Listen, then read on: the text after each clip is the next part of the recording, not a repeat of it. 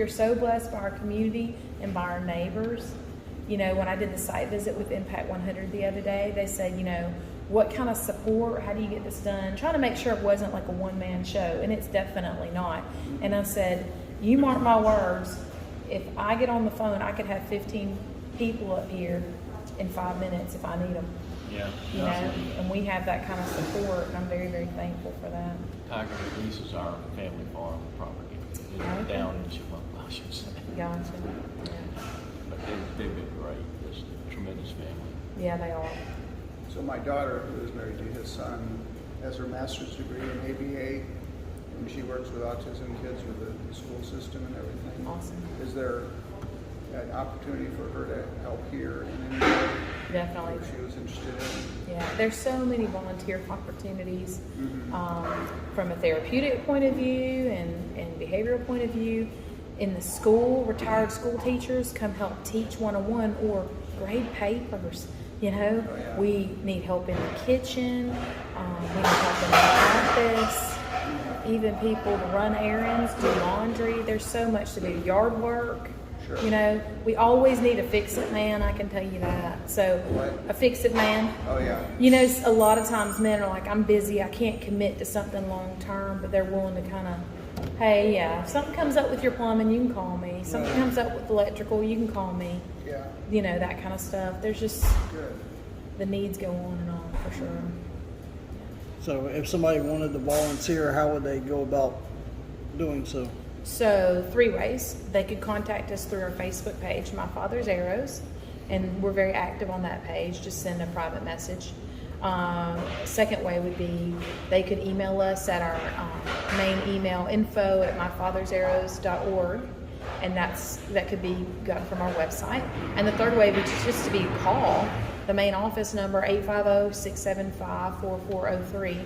I can tell you that we only have volunteers in the office right now, so there's not someone there all the time because we need more volunteers in the office. But they can leave a message if we don't answer, and we'll call back. Alrighty.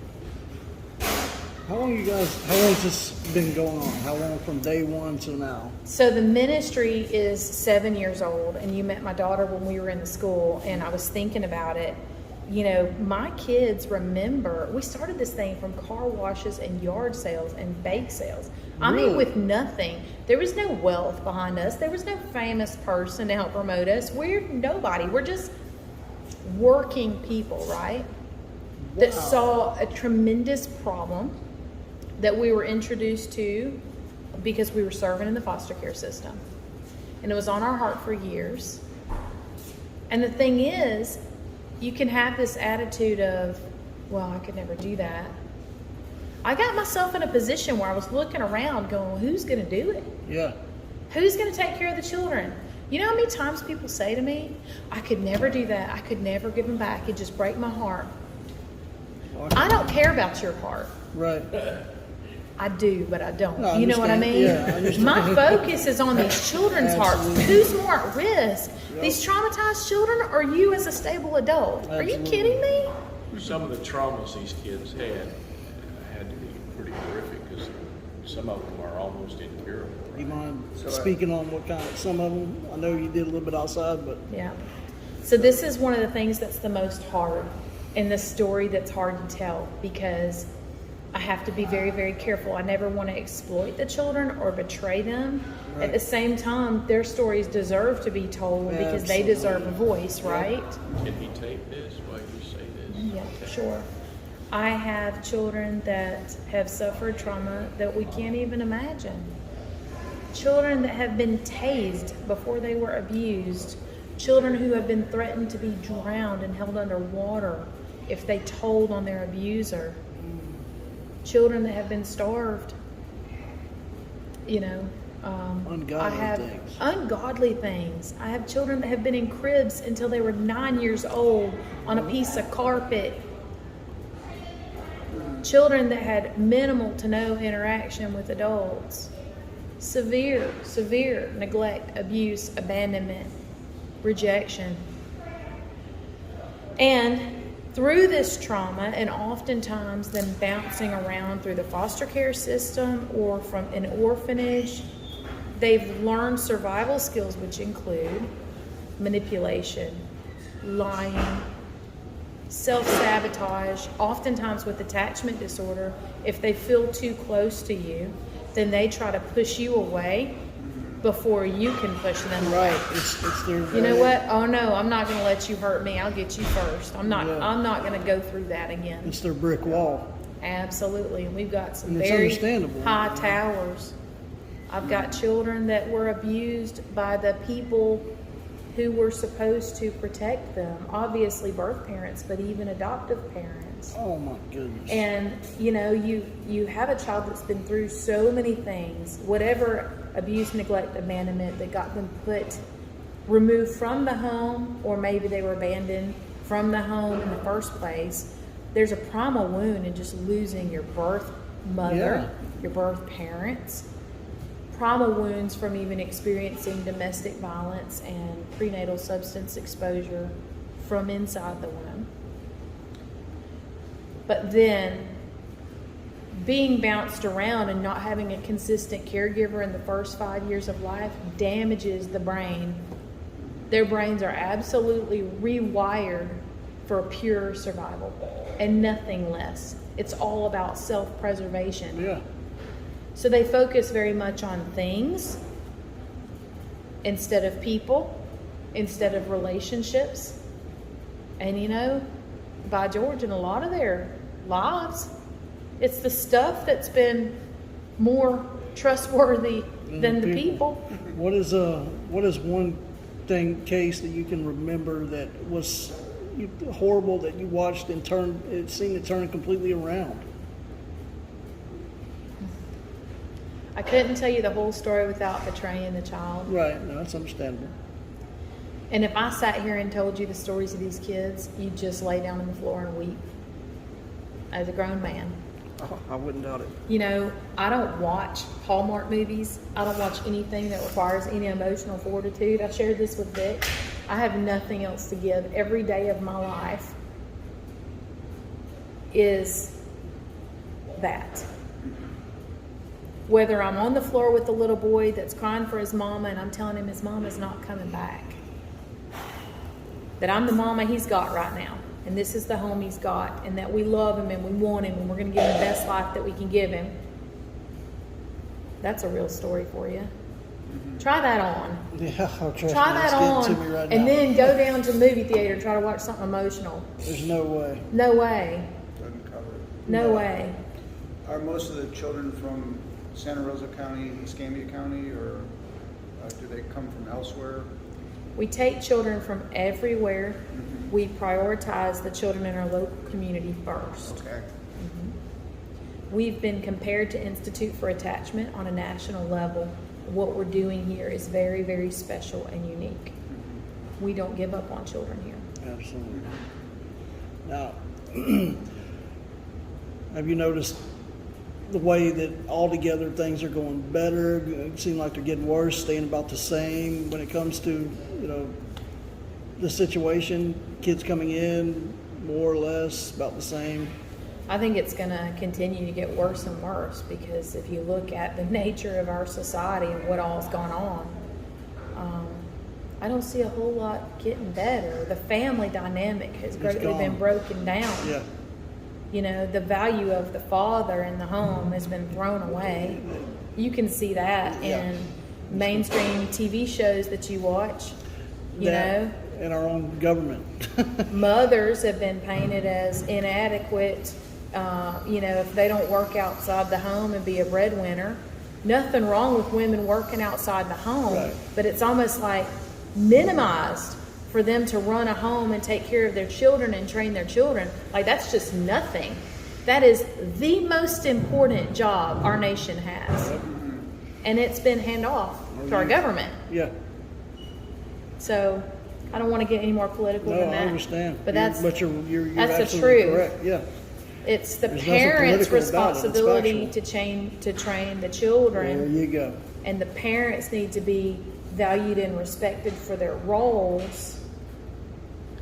And they need to be able to respect themselves without society telling them that it's not good enough. Right. You know what? Kids don't need to be in. You're still a good parent, even if your kid's not in 4 different extracurriculars. and buying clothes at the mall. You're still a good parent.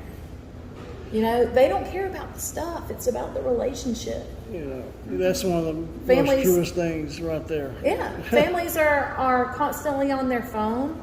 They're not spending time. They're not making eye contact. One of the big things I work with the children here, I got a new little girl here yesterday. She has terrible eye contact. So I'm always looking at them saying, hey, give me your eyes. Look at me. Tell me what you need. I'm here to help. You know, because they don't even effectively communicate. They're so focused on screens, TV, video games. That's the babysitter. That's because, I mean, you see it everywhere now. Parents do that. They throw a phone or a tablet in front of a kid, and then that's, instead of spending quality time with them, you Those see it are everywhere, sadly. Adult life skills that you're teaching, you know. We have a lot of life skills that they're learning. The children here learn more about life than most kids out in the community. I have this vision for sort of this little house on the prairie kind of life, which I know sounds silly in a modern world, but I want them to know what it's like to put their hands in the soil. You're creating that, Yeah. And we're creating the world that we want to see. Children need to know where their food comes from. Yeah. Children need to know how to survive if things get tough. Children need to know that community and family is important, that we stay well knit and we work together.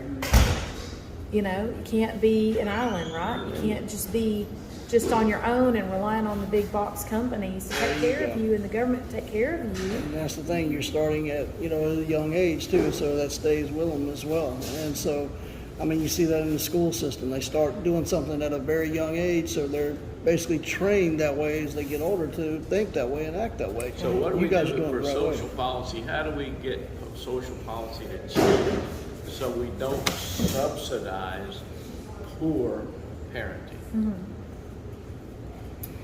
You don't Well, have enough time for the answer. Yeah, I would say that as well. There's not even enough time for the answer. And Here is something that came to light that is very important. I think and most people can't hardly believe and grasp hold of what this young gymnast. Have you heard of Susan Biles? yes, I have. The world's greatest gymnast ever. And she was horribly treated Yeah, by the doctor. right. I heard And that. 15 other kids now have come forward Yeah. since she came out and then brought this subject to light. Right. It's horrible. It is. And It's then this guy, I mean, my good Lord, how many hundreds of years is he going to be put behind bars? I heard the other day about one guy with similar experiences, 125 or 130 years.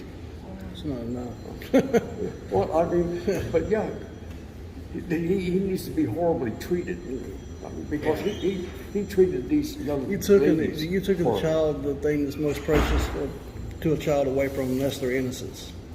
You know? What I don't understand is how, well, I do understand. The laws are such that people have so many rights and this, that, so you can't actually address these people until somebody dies.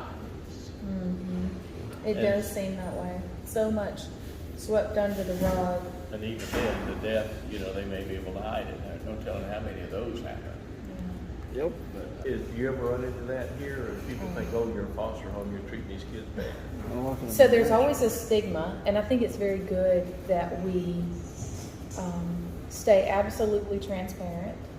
And that's why we do things like the play when we welcome people in and say, hey, y'all come over. Obviously, wouldn't be safe for the children if we're just open wide and let whoever wander up in here anytime, Yeah. because you don't know who could be a Especially predator or out in not, the middle, right? out in the middle of nowhere, you know. But we try to be really transparent. We're always willing to answer any questions anybody has, and let people come on tours and visit, welcome volunteers, because, there's a long-standing stigma with foster homes, Right. with orphanages, with adoptive families, and ultimately someone has to take care of these children. Yep.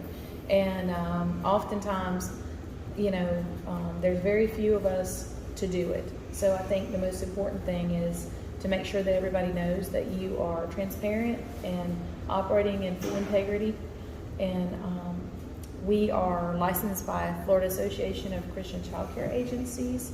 We are inspected every year. We had a deficiency-free inspection last year and anticipate the same thing this year. In the event there was any allegation of abuse, neglect, abandonment, then our home is open for DCF to come and investigate us. So we're an open book, and I think that's the most important thing. Now, I gotta ask, because I'm sure people are gonna ask this question. When it comes to volunteers and stuff like that, y'all do checks on them and everything, correct? Definitely. Okay. Yeah. I knew you. I just wanted to put that on there on record so everybody knows that. Now, if somebody wanted to come and they're just going to come and mow the grass, they're not going to have, it's a one-time deal, or it's once a month for 2 hours, but they have no contact with the children, then we can supervise that and we don't have to go that far. Right. But if they're going to be in the house and have any engagement with the children, then we have to, do fingerprints and background checks. So to you make sure have some everybody's forms safe. to fill out for that kind of thing? Absolutely. Some of those we want to pick up while we're here. Sure, we can do that. See that right there? That just covers what you're talking about, being an open book right there. So people know that these kids are safe up here and they're being Absolutely. treated 100% perfectly. Yeah, we don't do think it any does. corporal punishment here. I should say that. I know that's a question a lot of times people have about facilities and programs like this. Hey, we don't do any corporal punishment. And, we have children that have come through abuse. So, there's just You don't want to absolutely go not. back down that road. Absolutely based not. on- Do we give consequences? Definitely. We give consequences. We do expect them to obey and have good behavior. We focus a lot on social skills and how to work in, function in your community, right? Yeah. Build relationships, but we don't do any corporal punishment. Now, do y'all do like any trips, take them on like field trips or anything like that? Or? All the time. Okay. All the time. They'll go out to the beach, or we'll go take a little trip to Chick-fil-A or bowling or the movies, or, go to the park. We've been out to the Naval Air Museum. Oh. Just So- kind of, This is a kid's, perfect place to grow up right there, basically. well, it's, we Got want them to loving make good parents. memories. Yeah. We have a lot of traditions that we keep. So, like, for example, New Year's Eve, we have a party on New Year's Eve, and it's a pajama party. And we stay up late, and we show a video that's sort of like our yearbook for the year. Oh, all the cool. pictures and videos from Yeah. the year, and that's really fun. And have popcorn, and So you're they have not, little dance parties, and you guys are not just creating a safe environment for kids to grow up. You guys are also creating memories for them as well. So that's We're one of the most creating- important things for people to have as they get older, is those memories to look back upon. And a this is where you- childhood Exactly. that's valuable. Yep. You're leaving a positive imprint forever on their life. Mm-hmm. That's invaluable right there. Right. You can't put a price tag on that. I was sharing with Vic when we have talked in the past that the word heritage has really been impressed on my heart lately. And Psalms 127 talks about the children are heritage and a blessing from the Lord. We need to show them their heritage. Meaning, let's take it back down to what is really important and valuable in life. Let's take it back down to family and relationship and traditions and memories. Things you can count on. When Right. everything else has been some things they couldn't count on, right? There's that. So that word heritage has really been on my heart. That's good stuff right there. I gotta ask the question though. Do y'all do anything like working with the parents, their actual parents, to recuperate and get them Definitely. to build a relationship again? Mm-hmm. Okay. So on a community level, we work with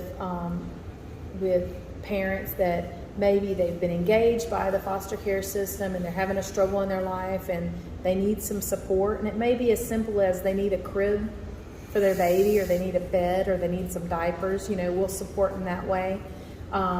Sometimes just encouragement and prayer. We support, the foster and adoptive families in the same way. Right. Pretty much what they need, we do our best to give, and definitely give them advice and support. most of the kids in our residential program have been adopted. Sometimes they are struggling in that family, and we put that family back together. So giving them a time apart in a therapeutic way so that the parents and the family are able to get therapy for themselves. Right. And we're able to get specific therapy for the children here. Yeah. Once that occurs, and we're starting to let the child feel safe and build relationship, then they can begin family therapy. And we have a very phased approach in how to put the family back together. So yeah, that's one of the best things that we've been able to do. Okay. So we haven't necessarily, well, I will say this, we are not an adoption placement agency. We have had some children here who needed a different kind of family. For example, they needed a family where they were the only child in the home because the parents couldn't give the kind of attention that they needed, or because the child's behaviors weren't safe for children younger than them or something like that. And so in some of those cases, their legal parents have gotten them in families that are better suited for them, and we've helped in that transition. Okay. And I will tell you, in the few cases that we've had like that, we have seen beautiful success. Because for whatever reason, the family that was previously selected for the child just wasn't the right fit. That family in turn really becomes a transitionary kind of family.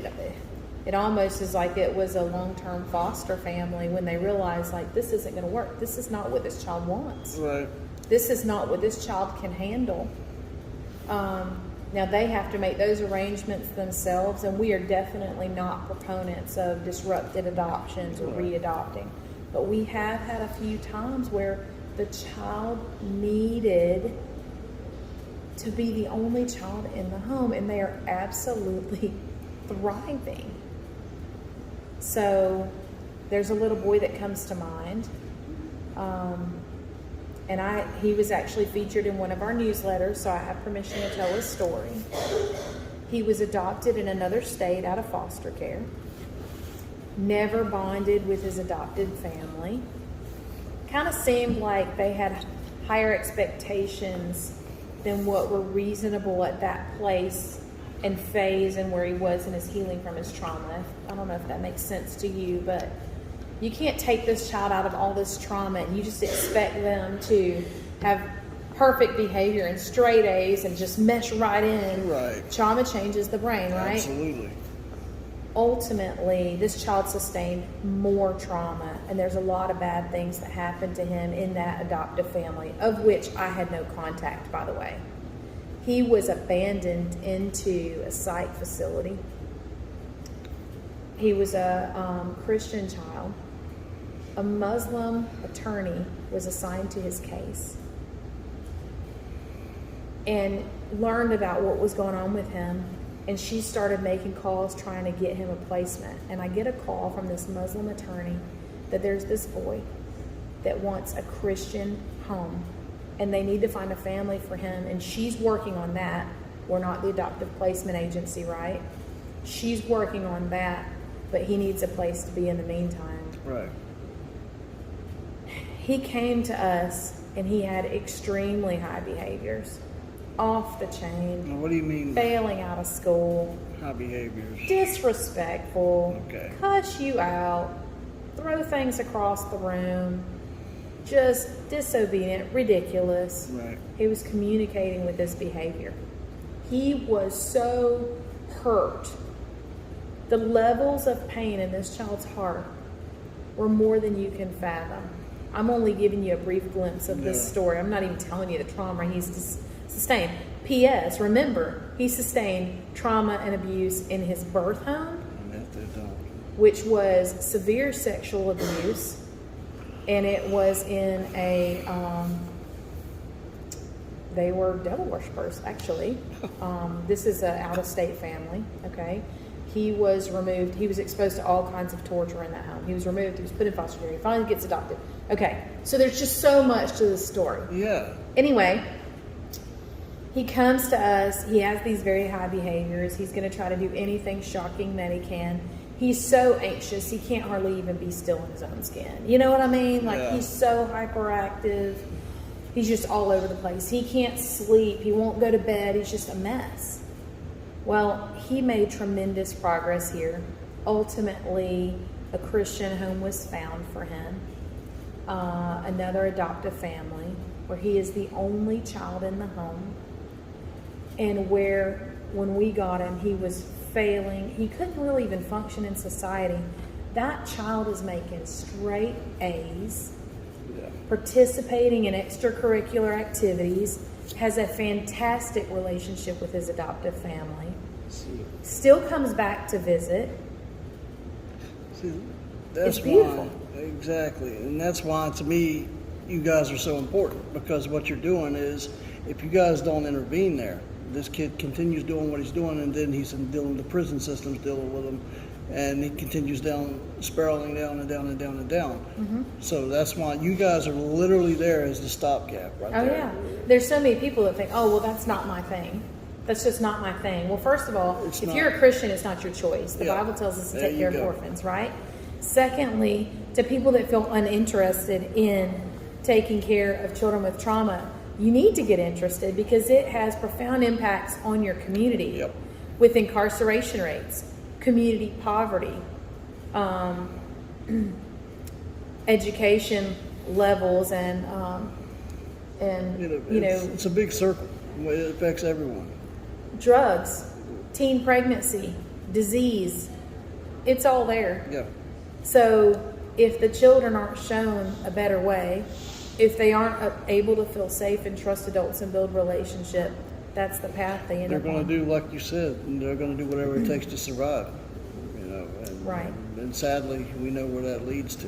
That's right. So one thought that's come to my mind about all the expenses here, I'd like to get your reaction to the expenses that you put towards your wardrobe. Towards my wardrobe? It's so funny that. So, this top is from Target. There you go. I bought it approximately 5 years ago, and my tank top is from Walmart. And I call these skirts my play clothes. I don't think about my wardrobe. I don't think about anything like that. Well, that was top of mind to me. Oh, that's hilarious. That's so funny. Everything else you said, didn't, I was just worried about the wardrobe. Where You you know shop what? at? I always tell people I'm not a detail person. I see the big picture. I am absolutely obsessed with taking care of these children. Nothing else matters to There me. you go.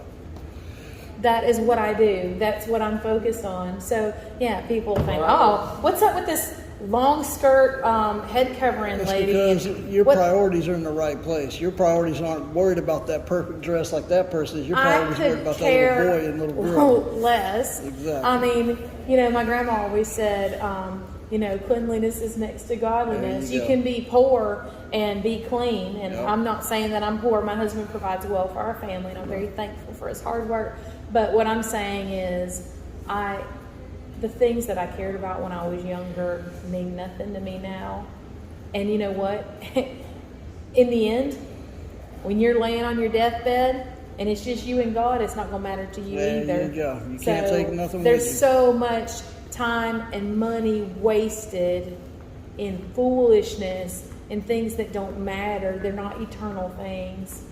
What matters is clothe the naked, feed the hungry, take care of the orphans and the widows. So in the end, I really don't care what they say about you, Sarah. I think you're awesome. Absolutely. Thank you. Absolutely.